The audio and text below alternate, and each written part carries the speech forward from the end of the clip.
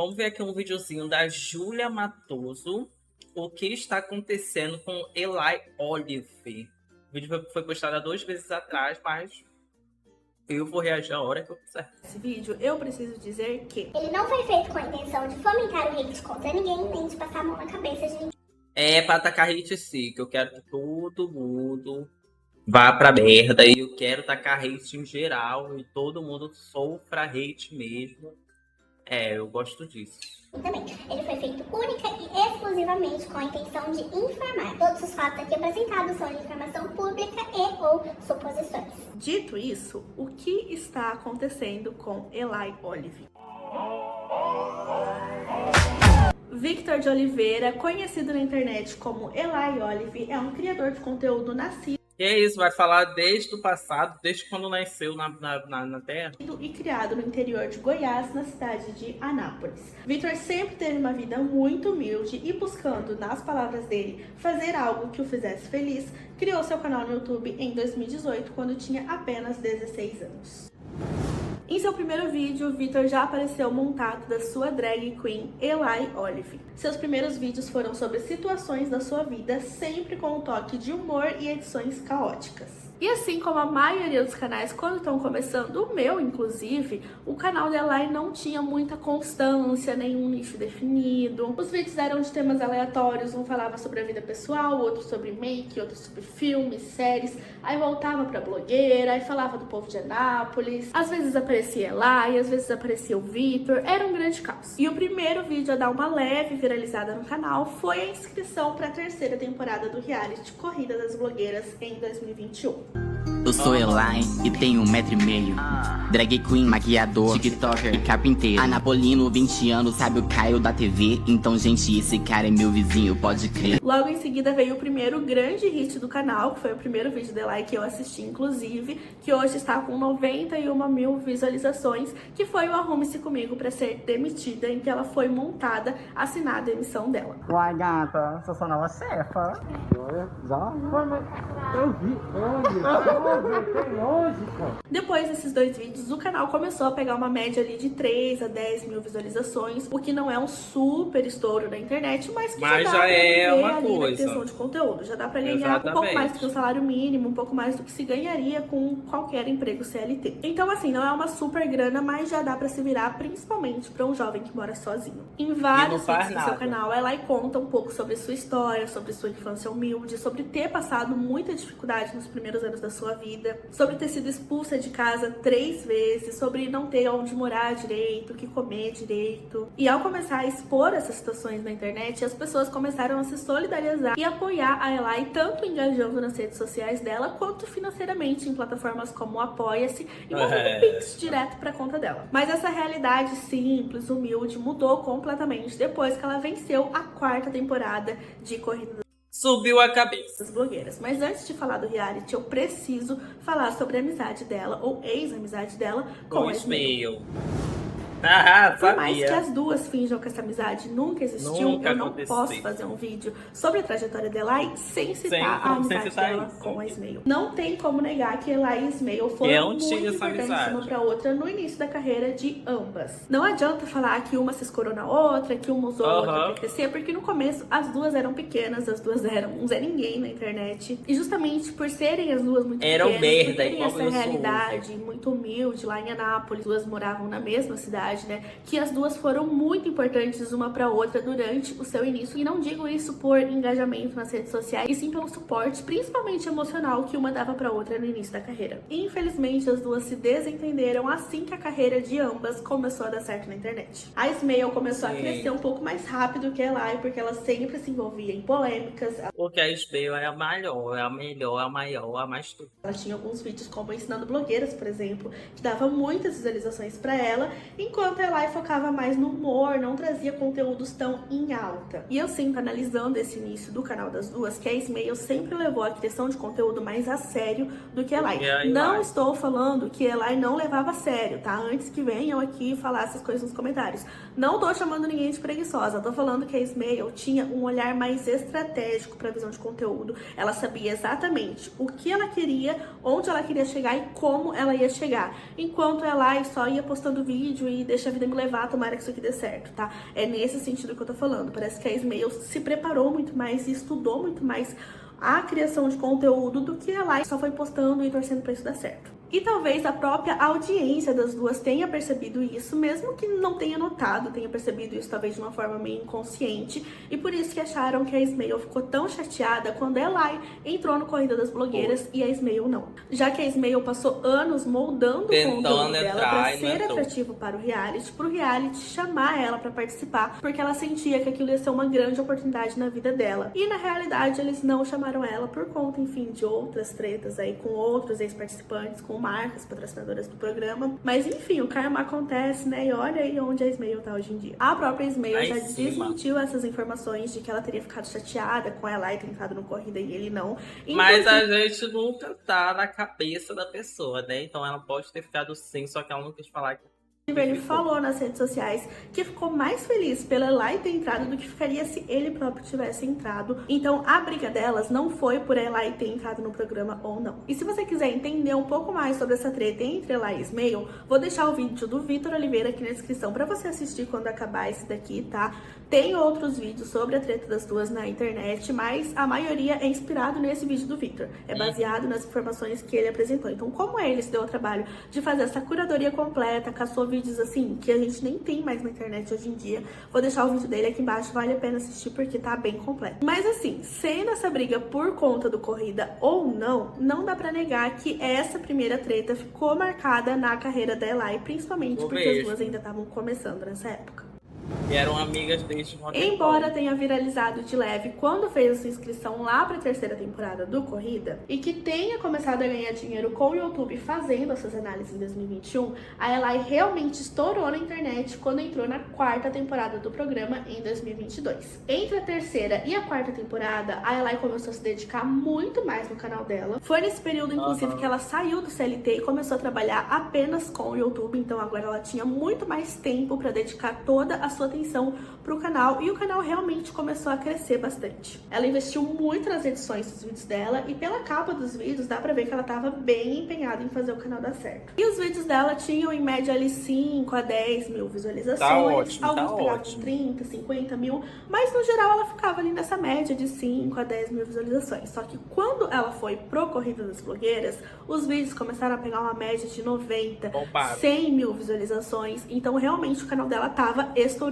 muito. Não dá pra negar que a Eli foi um fenômeno durante a temporada dela. No chat, durante os episódios, só dava Eli. Os comentários nos vídeos era o povo defendendo a Eli. Isso porque ao longo de toda a temporada, a Eli foi meio que crescendo na competição. No primeiro episódio, ela ficou ali meio apagadinha, mas no segundo ela já começou a aparecer como injustiçada. Muita gente queria que ela tivesse ganhado a prova de upcycling. Na maquiagem artística também, ela mandou bem. Ela não foi a melhor, mas ela foi ok. Na publi, ela também foi muito bem. A publi dela foi muito divertida. Então, assim, a Eli sempre ficava ali entre o médio e o bom, mas nunca a melhor. Só que como ela era muito engraçada, principalmente nos lounges, o público começou a pegar um carinho muito forte por ela. E quando chegou o episódio do podcast em que a Eli foi pro seu primeiro flop junto com a Jade, a internet parou, porque ninguém queria que nenhuma das duas saísse. E a volta dela com aquele vestido preto e o fato dela ter ganhado a prova da Garota da Capa no episódio seguinte fez com que ela subisse ainda mais na graça dos públicos. Embora eu acho que aquela prova tinha que ser do Eric Neto, que eu achei a foto dele melhor. Mas assim, o programa não é meu. Em termos de reality show, de entretenimento, ficou muito legal, né? Porque elas tiveram essa super volta das duas injustiçadas.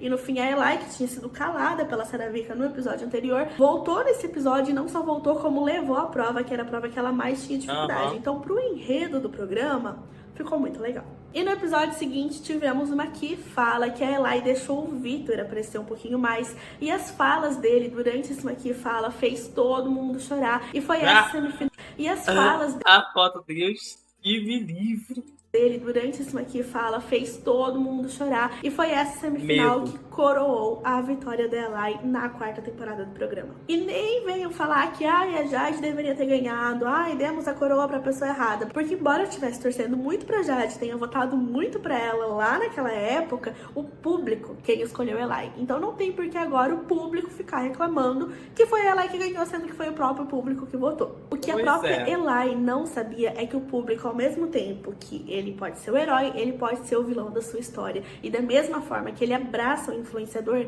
ele joga o influenciador na lama com a mesma velocidade.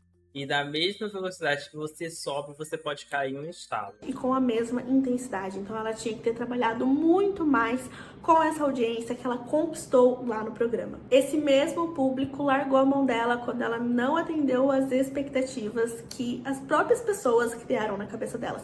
Mas eu tô me precipitando. Eu preciso falar sobre outros pontos antes de chegar na parte que o público largou a mão dela.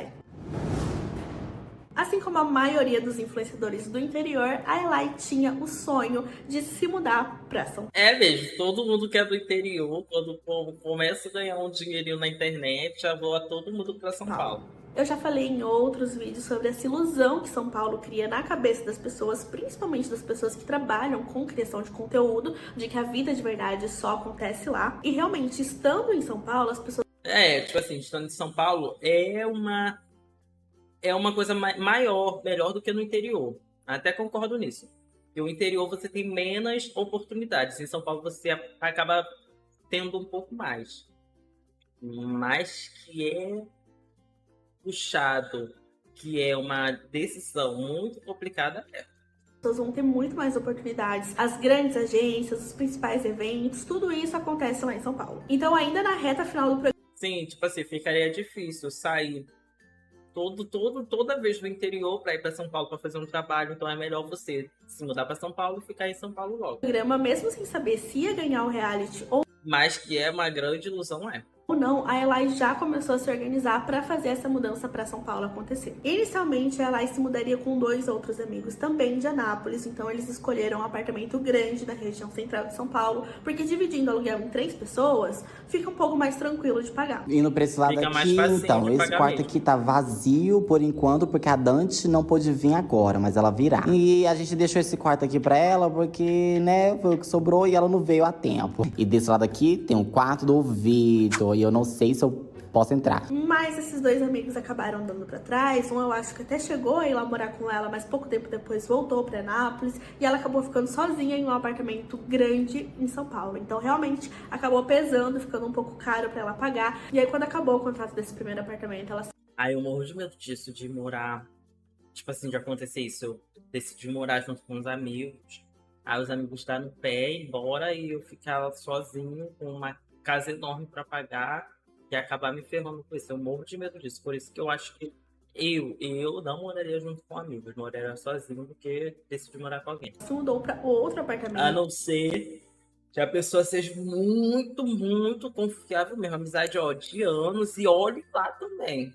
Também ali na região central de São Paulo, com outro amigo, mas ela morou nesse apartamento por pouquíssimo tempo e recentemente ela se mudou para uma casa um pouco menor, muito mais humilde, em um bairro bem mais afastado do centro de São Paulo. Melhor. E foi justamente essa mudança que me fez estar aqui hoje fazendo esse vídeo para vocês, porque as pessoas começaram a se perguntar o que tá acontecendo. Porque não mudou só a casa, mudou a personalidade, o conteúdo e a pessoa. Com Eli. Oh my god, perdeu tudo, morando de aluguel. As pessoas começaram a especular o que teria acontecido para ela se mudar de um apartamento riquíssimo, nas palavras dos próprios ex-amigos dela, lá no centro de São Paulo, para essa casa que realmente é uma casa muito antiga. Dá pra ver que a casa precisa de muita manutenção, de muitos reparos e que provavelmente ela deve ser muito mais barata. E outra coisa que começaram a reparar, isso tudo que eu tô falando aqui pra vocês, gente, são comentários que tinham lá nos próprios vídeos dela e no Twitter, que já não existe mais, né? Então não tem como eu trazer esses prints aqui pra vocês. Mas o pessoal começou a especular o que tava acontecendo com ela. E principalmente porque nas últimas mudanças delas, ela tava sempre com os amigos ali ajudando ela, e essa última mudança ela fez completamente sozinha, sem ninguém ali pra ajudar ela. Então, o que será que estaria acontecendo? Mais ou menos nessa mesma época, ela se afastou de todo mundo e faz muito tempo que ela não posta uma publicidade, que ela não aparece em um evento, ela não tá envolvida em grandes projetos como os ex-colegas de reality dela. A Jade tá postando uma publi atrás da outra, o Eric Neto também tá sempre fechado com várias marcas grandes, Vizela, Casas Bahia,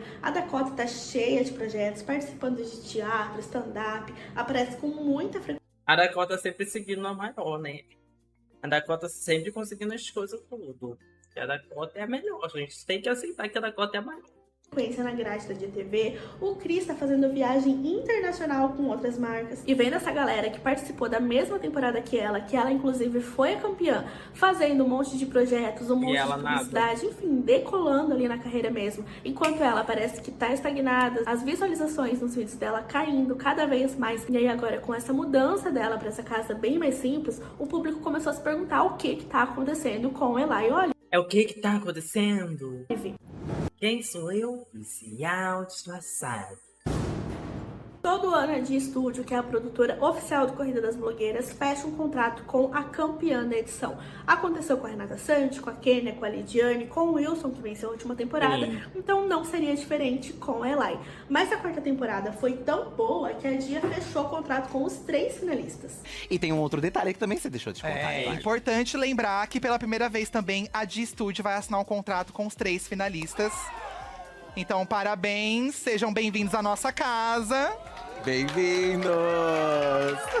A Dia Studio, muito esperta, vendo que a temporada tava num super hype, que os 3 finalistas estavam com um engajamento muito bom nas redes sociais, não ia perder a oportunidade, né? Então chamou ali os 3 finalistas pra fazer parte do seu casting oficial. E, inclusive, foi a única temporada do Corrida das Blogueiras que isso aconteceu, pra vocês verem como a quarta temporada realmente foi diferenciada comparando com as outras. E alguns meses depois da exibição da quarta temporada do Corrida das Blogueiras, a Dia Studio lançou a Dia TV, a primeira TV de criadores da internet. Para fazer esse formato de TV funcionar, eles lançaram vários programas de uma vez e um deles foi o programa da Eli, o Reage Gata. O primeiro episódio pegou mais de 80 mil visualizações, mas nos próximos episódios essas views foram caindo para 50, 40, depois baixou para 30, 20 e o último episódio não chegou nem a 20 mil visualizações. Comparado com outros programas da grade da Dia que passaram nessa mesma época, a estreia foi muito boa, então o programa realmente parecia muito promissor, mas parece que o público não abraçou muito esse programa, porque enquanto a estreia foi muito boa, depois as visualizações foram caindo e caindo e caindo e caindo muito. Diferente de outros programas que tiveram a estreia ali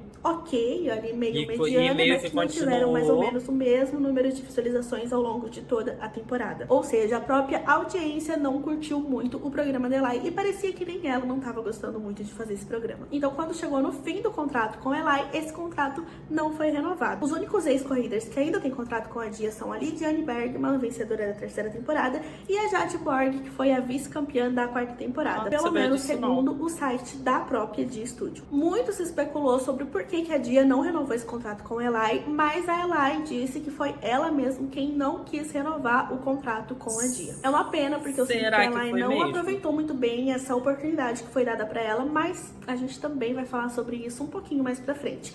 Antes da gente partir pro próximo tópico, eu preciso falar sobre a aparição da Eli em outros programas da grade da Dia TV, enquanto ela ainda era contratada pela emissora. Teve a participação dela no De Frente com Blogueirinha, que inclusive foi um episódio patrocinado pelas Casas Bahia, teve participação no Gastronodiva e teve participação no Bafa Bafo especial que a Blogueirinha e o Diva Depressão fizeram ano passado. Nessa ocasião, ela participou como Shai do Multiverso e durante o Bafa Bafo eles tiveram uma taróloga que tirou uma carta pra Shai, que no caso era a Eli. E esse tarô disse que o sucesso dela seria passageiro. Olha só. Vamos tirar uma carta pra Shai, que tá meio ali... Ai, vamos. Chateada? Eu quero dinheiro, eu quero sucesso. O que a gente pode perguntar sobre a Shai? Você quer dinheiro e quer sucesso? Eu quero dinheiro e sucesso. É que a Shai, ela já teve várias fases, né? Ela já morreu, ela já foi entregue pra adoção. Então, é interessante vocês falarem isso, porque saiu justamente a carta da Roda da Fortuna, que é uma carta que vem falar assim, olha, gente, a vida é feita de altos e baixos, não tem estabilidade mesmo, às vezes a gente vai ganhar muita coisa e depois pode ser que a gente entre na caixa e fique mais 2 anos sem aparecer. E no caso da Shai, é estabilidade emocional também, sabe? Talvez, Ela é muito instável. Mas eu perguntei especificamente sobre essa questão profissional, né? Que ela falou que queria dinheiro e sucesso. E eu acho que pode estar vindo uma boa onda de dinheiro e sucesso, mas é passageira também, viu, Chay? Tem que aproveitar. Sim. Eu quero fazer uma pergunta pessoal. E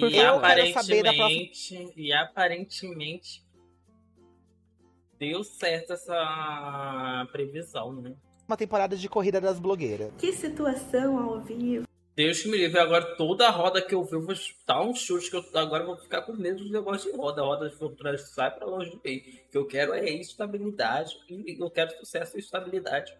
Foi, inclusive, nessa mesma hora, o Edu deve ter percebido, porque ele mudou de assunto, tipo, muito rápido. Todas as cartas que ela tirava, eles comentavam e tal. E essa, eles só falaram, tipo, é complicado. E a corrida das blogueiras? Meio que tentando mudar de assunto pra dar ali uma amenizada no clima. Inclusive, nesse mesmo bafo-bafo, teve participação da Vanessa Wolff, com quem a Eli teve uma treta aí alguns meses depois. No começo desse ano, a Eli e a Vanessa Wolff tiveram aí um desentendimento nas redes sociais. Eu falei aqui sobre essa treta aqui no canal, tem um vídeo aí. E a Eli foi cancelada. O que aconteceu foi que a Vanessa Wolff falou que a WandaVision é mais poderosa que Jesus, ou daria uma surra em Jesus, em que uma briga ela ganharia de Jesus. Alguma coisa assim, um grande surto. Assim, foi uma grande brincadeira. Foi de bom tom? Não foi de bom tom.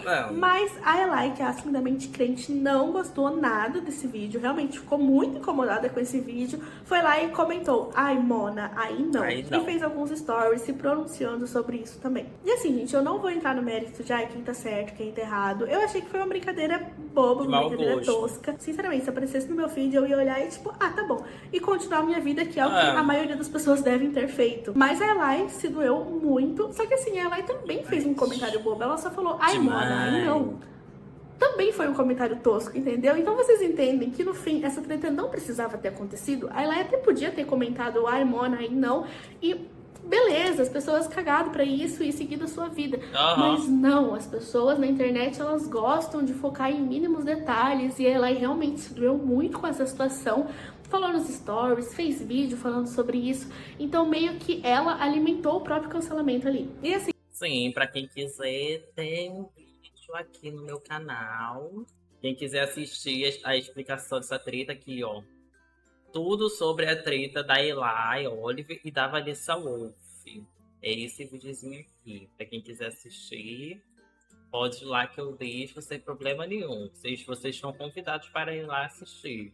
Assim, não tem como a gente afirmar com muita certeza o que aconteceria em outros cenários, mas eu acho que o pessoal só começou a pegar pesado com a Eli porque ela realmente se incomodou muito com aquele vídeo em uma proporção que não é normal. Eu acho que as pessoas realmente se incomodaram porque dava a entender que ela estava defendendo muito a igreja e não a fé dela propriamente dita. E assim, gente, eu tenho minha crença, você tem sua crença também, cada um acredita no que quiser ou desacredita no que quiser. Eu acho que o pessoal realmente começou a pegar bode da Eli porque parecia que ela estava defendendo muito a igreja evangélica e não a religião dela em si. Eu acho que o vídeo ali da Vanessa Wolff falando que a WandaVision em uma luta ia ganhar de Jesus, nada demais. Mas depois ela fez um vídeo reagindo e comentando um vídeo que o Ismael tinha feito, comentando toda essa treta. E nesse vídeo ela deu ali uma debochada que eu não achei de bom tom. Que eu não acharia de bom tom se ela tivesse debochado de qualquer religião. Eu acho que cada um tem o direito de ter a sua crença, a fé que você quiser. Mas eu não vou me aprofundar nesse assunto, até porque é uma treta muito antiga e eu acho que não tem ninguém nem certo e nem errado nessa história.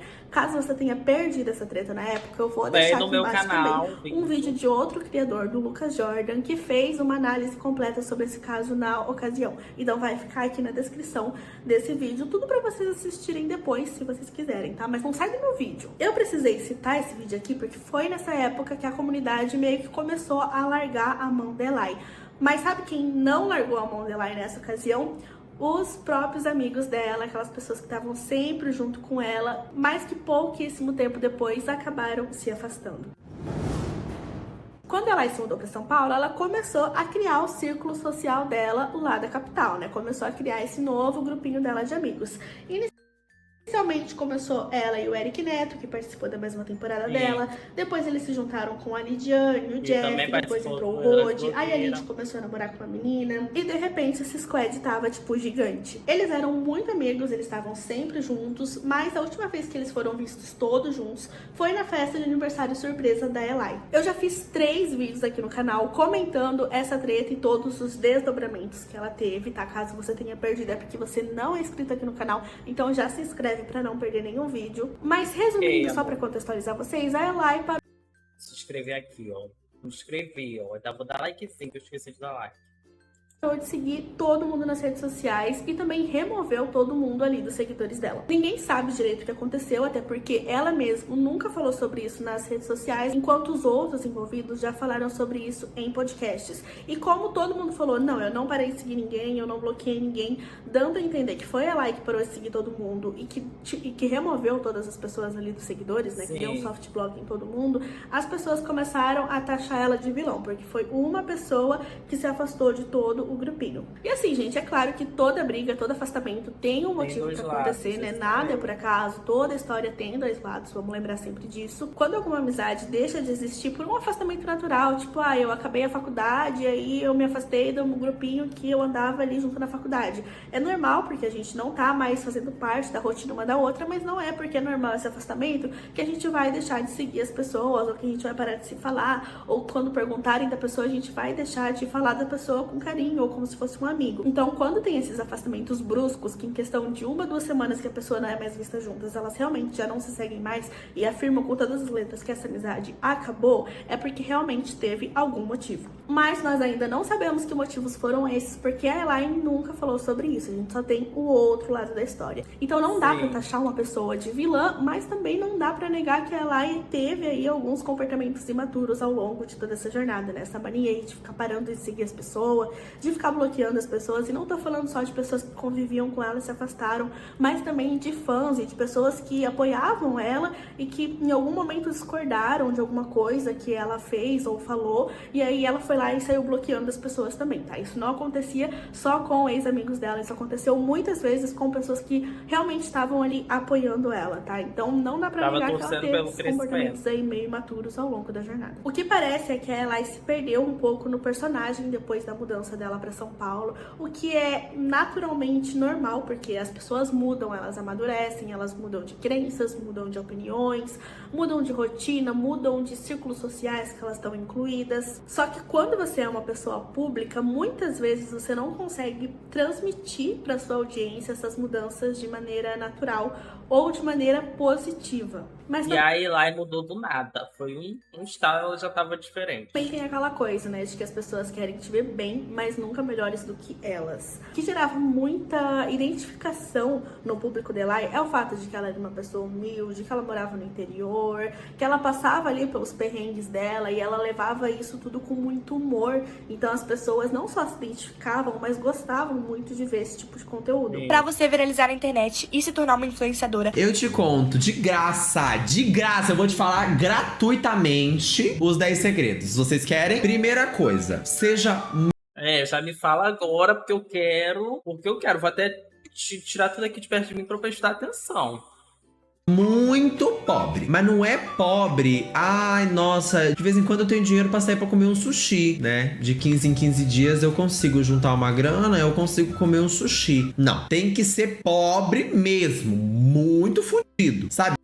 Sem reboco nas paredes, sem cerâmica no chão, sem nada, sua casa muito ferrada mesmo. E mostre você o dia todo sendo muito pobre. E aí quando... Ok, calma aí. Deixa eu escrever aqui, né? Ser muito pobre. Falar que nunca tive nada. Pobretão mesmo. Careta. Pronto. Dicas anotadas. Salvar. eu quero isso aqui pro resto da minha vida aqui. Simples do interior e começou a postar muito vídeo só em festas, vivendo a vida em São Paulo. As pessoas pararam de se identificar e começaram a fazer comentários tipo, ai, preferia quando você era pobre e roubava manga do pé do vizinho. O que é meio problemático, tipo, como assim você não quer que a pessoa prospere na vida? Mas que infelizmente é normal acontecer com a maioria dos influenciadores que começam mostrando essa realidade mais simples. Principalmente lá no TikTok, gente. Ela não foi a primeira pessoa que passou por esse processo e também não vai ser a última. Isso acontece todo dia lá na rede vizinha. As pessoas realmente são meio amarguradas e às vezes não é nem intencionalmente. Às vezes as pessoas não percebem que elas fazem isso com as pessoas. Algumas percebem sim. Tem gente que é só ruim mesmo. Tem gente que simplesmente não aceita que outra pessoa cresceu e evoluiu na vida, sabe? 7ª dica. Se você já seguiu a minha primeira dica de ser muito pobre, continua sendo muito pobre, tá? Muito pobre. E mesmo se você tiver dinheiro, tem uma casa toda largada, sem muito móvel, sem muita coisa, porque as pessoas não gostam muito de quando você saiu daqui, de sendo muito pobre, pra quando você fica classe média ou classe alta, tá? As pessoas não gostam, então você vai viralizar sendo pobre, muito pobre, pobríssimo, e aí vai chegar aqui as pessoas vão ficar Aí tu continua viralizando super pobre e tal.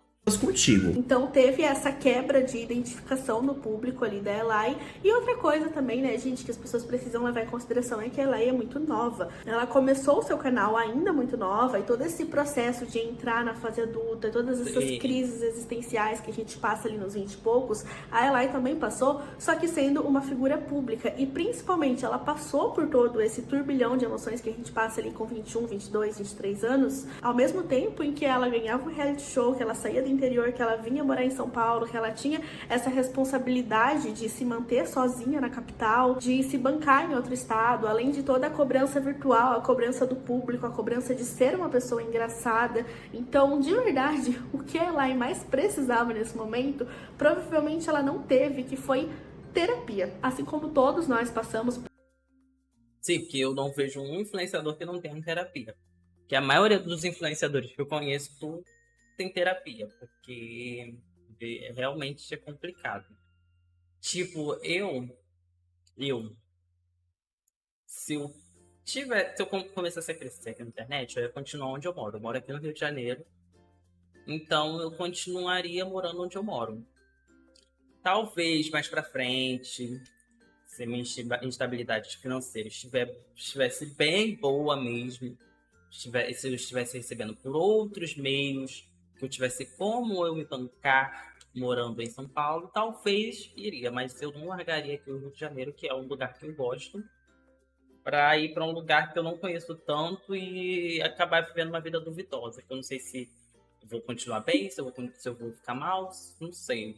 Por várias questões e vários problemas internos mesmo, durante esse período, a Elai também deve ter passado, só que parece que ela não soube lidar muito bem com isso. E ela é muito essa pessoa de se fechar quando sente que precisa ficar mais quieta, quando precisa ficar mais sozinha. Só que quando você cria conteúdo pra internet, meio que você não tem esse direito de ficar muito tempo sem postar, porque aos poucos as pessoas vão meio que esquecendo que você existe, o algoritmo também vai deixando de entregar os seus conteúdos, porque ele gosta das pessoas que estão postando ali com muita frequência, que estão gerando muito conteúdo. Então por isso também que as visualizações dela foram caindo, isso muito antes dela ter sido cancelada. Daí tem esse fator cancelamento também, que influenciou muito para as pessoas largarem a mão dela, que ela se posicionou de uma forma muito errada na internet também, e não tô falando que ela não pode ter as crenças dela, ter as opiniões dela, só que talvez ela tenha se expressado muito, muito, muito mal sobre esse assunto, então é bem complicado. E aí, recentemente, ela se mudou para o subúrbio, se mudou para um bairro bem mais afastado do centro de São Paulo, para uma casa bem humilde, uma casa bem antiga, na verdade. E ela tá documentando toda essa mudança e as reformas que ela tá fazendo nessa casa no canal dela aqui no YouTube. As visualizações dela voltaram a ser o que eram antes do reality, então assim, não é um super estouro, não tá super rica, mas também dá pra se manter ali, talvez não em São Paulo, né, no centro de São Paulo, talvez por isso que ela tenha ido pro interior. E os tipos de conteúdo que ela tá fazendo, o formato de vídeo, das edições, também tá muito parecido com o que ela fazia lá em Anápolis. Então eu sinto que ela tá nesse processo aí de tentando se reencontrar, se reconectar com ela mesma. Ela também criou um segundo canal, o Elai de Colher, onde ela posta vídeos de receita, bem parecido com o que ela fazia no canal dela antigamente também, né? Bem daquele jeito Elai, meio caótico, com a edição caótica, com um humor, assim, bem peculiar. O tipo de receita também que ela fazia antigamente, tipo, receitas mais simples, mas agora com uma estrutura, né? Com uma cozinha um pouco mais completa, não só receitas na sanduicheira igual ela fazia antigamente. E assim, pra quantidade de seguidores que ela tem, a audiência ela tá meio baixa, mas que nem eu falei lá no começo do vídeo, às vezes é melhor tu ter uma audiência um pouco mais baixa, mas que é constante, do que um vídeo super viralizar e aí depois os outros não pegarem visualização nenhuma. Então, meio que tá dando certo esse canal, crescendo aos pouquinhos. Tá, é como se ela estivesse construindo uma nova comunidade aqui no YouTube. Mas o que eu sinto, assim, agora, realmente, dando a minha opinião, é que ela tomou uma série de decisões erradas ao longo da carreira de influenciadora dela. Mas aí, ó, foi o que a poróloga,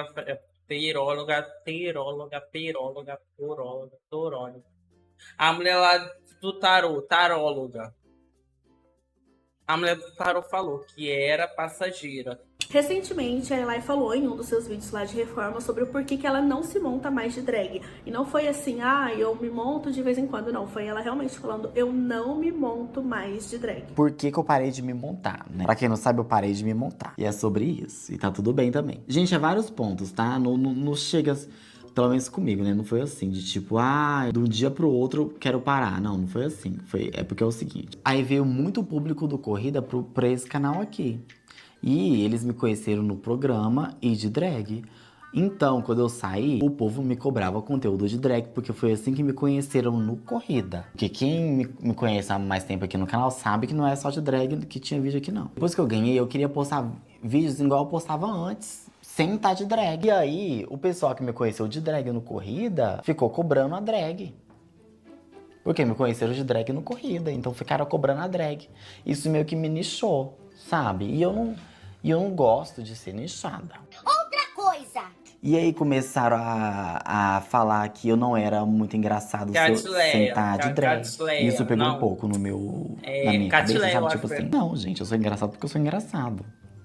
Não porque eu tô maquiado, tá maluco? E aí isso pegou um pouco na minha Catilares. E aí o tempo foi passando e eu adulto agora, irresponsável, comecei a cuidar mais da minha aparência, cuidar mais de mim. E antes, gente, quando eu me montava, era 4, 5 horas sentado pra fazer uma maquiagem, pra durar 30 minutos gravando um vídeo, depois tira e eu passo a semana inteira sem barba. Eu me odeio sem barba, eu me acho feio, eu tenho disforia com o meu rosto sem barba. É uma coisa muito séria. Desde sempre.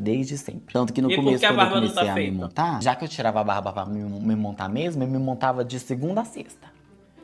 Pra aproveitar. Eu comecei a me achar bonito de barba e comecei a fazer academia e comecei a me achar bonito, sabe? Porque antigamente começou a virar hétero. Eu me achava só bonito montado. Desmontado, eu me achava só engraçada.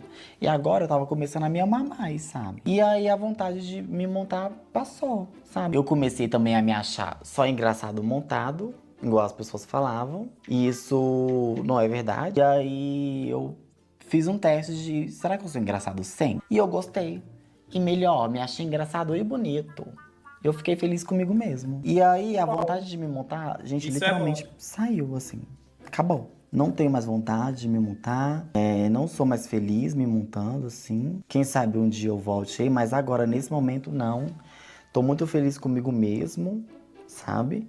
E tem conteúdo aí pra vocês. Não tá tendo conteúdo pra vocês? Conteúdo bom? Reforma, cozinha, sabe? Eu adoro colocar peruca. Adoro.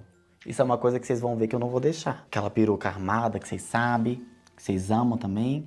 Mas agora, ficar 4 horas na frente do espelho, igual antes, sem barba, toda a produção, vocês não vão ver mais, tá? Por um bom tempo. E quando eu digo que ela é porque o dinheiro acabou e não consegue mais fazer as produções. Uma série de decisões erradas, eu tô falando em questão de estratégia de conteúdo mesmo. Que nem eu falei, lá no começo do canal parece que ela não sabia direito o que ela tava fazendo, atirava pra todos os lados, fazia conteúdos que ela gostava, e isso é normal no começo. Mas a partir do momento que você começa a crescer no YouTube, que você começa a viver disso, você precisa ter uma estratégia de conteúdo e realmente estudar sobre isso, sobre marketing, sobre posicionamento, sobre branding, sobre sobre conteúdo, sobre construção de comunidade. E eu não digo, fazer uma faculdade, mas realmente estudar sobre isso com materiais gratuitos que a gente tem aí na internet. Tem vários conteúdos que falam sobre isso, principalmente aqui no YouTube. Se vocês têm interesse sobre isso, eu vou deixar o canal da Paty aqui embaixo, que ela dá uma aula sobre isso. Então eu sinto que realmente faltou isso no início da carreira dela e que talvez agora ela vai precisar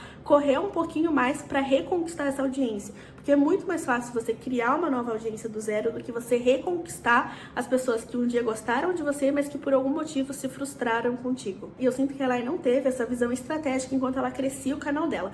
Um exemplo bem claro disso é que ela aparecia no canal uma vez por mês montada, bem de vez em quando, e na grande maioria dos vídeos ela aparecia desmontada. Mas quando ela teve uma oportunidade de realmente expandir essa audiência, ela participou de todos os episódios do reality montada, sendo que na internet fora do reality ela aparecia desmontada todos os dias. Então por que ela foi de drag queen pro programa todos os dias, sendo que a audiência que ela conquistasse ali e que conhecesse ela como drag ia ver ela depois totalmente desmontada, sabe? Ela devia ter feito ali a Saravica e ido de drag na estreia, na final, e alguns episódios pontuais, mas ido como Vitor mesmo em todos os outros episódios, já que era isso que a audiência dela ia encontrar lá no canal dela e lá nas redes sociais dela depois. Sempre. Então, pra mim, o principal erro dela aí foi não ter sido ela mesma durante a exibição do programa. Pode ser que se ela tivesse sido ela mesma, ela não teria ganhado? Pode ser, mas é melhor que a pessoa não ganhe o programa, mas consiga conquistar ali uma audiência que vai estar com ela depois, do que ela ganhar o programa, ela ganhar muitos números e depois as pessoas se frustrarem por estarem com aquela expectativa de ver aquele personagem nas redes sociais e não quem a pessoa realmente é de fato. Eu sinto também que ela não aproveitou a oportunidade que a Dia deu pra ela com o contrato dela depois do Corrida, porque, assim, gente, a Dia tava enfiando a Eli em todos os programas da Dia TV, deu pra ver ali Shai, no programa da Blogueirinha colocou, ela participou do De Frente com Blogueirinha. Então, de todos os ganhadores do Corrida, a Eli foi que a Dia mais deu espaço, que a Dia mais aproveitou ela na programação. E aí, quando deu ali o ano de contrato dela, ela não quis renovar para ir em busca de outras oportunidades, o que é normal no meio dos influenciadores, eles irem mudando de agência com o passar dos anos, mas ela deveria ter agarrado um pouco mais essa oportunidade, essa visibilidade que a Dia estava dando para ela. Talvez até mesmo por falta de clareza dela, do que ela queria pros conteúdos dela, ela acabou não conseguindo aproveitar tanto essa oportunidade, né? Porque logo depois que ela saiu da Dia, ela tentou lançar aquele projeto de terror que ela tava gravando por conta própria, ela mesma tava fazendo os roteiros, os amigos estavam ali ajudando, participando, mas no fim todo mundo deu pra trás, o pessoal não quis participar e aí ela acabou tendo que arquivar um projeto que tinha potencial pra ser muito legal.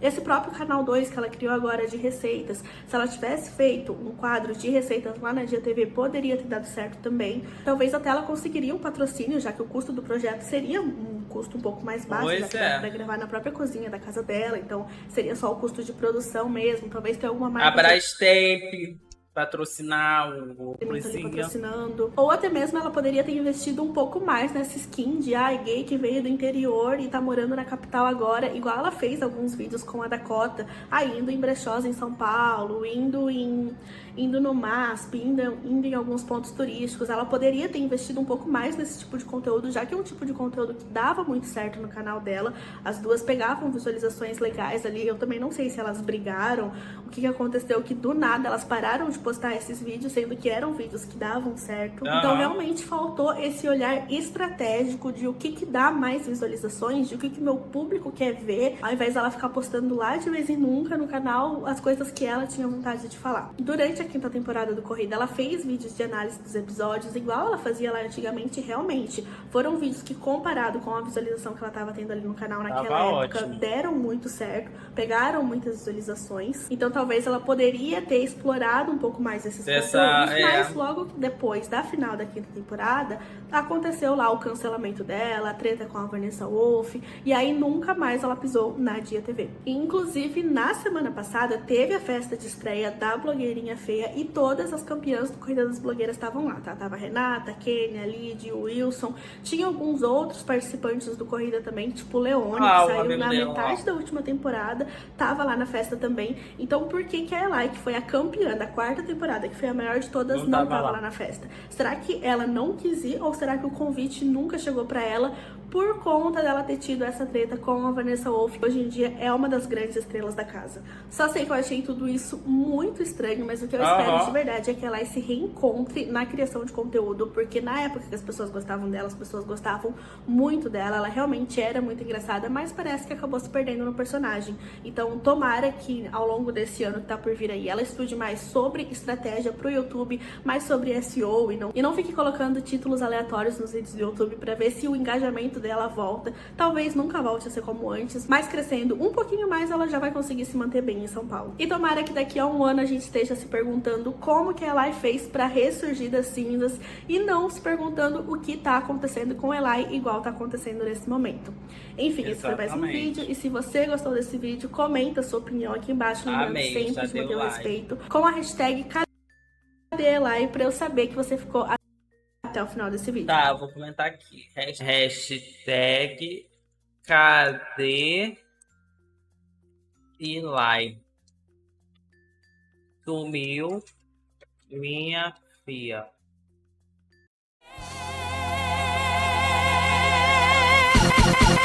Já começa a acontecer. Acho que essa chuva consigo ficar.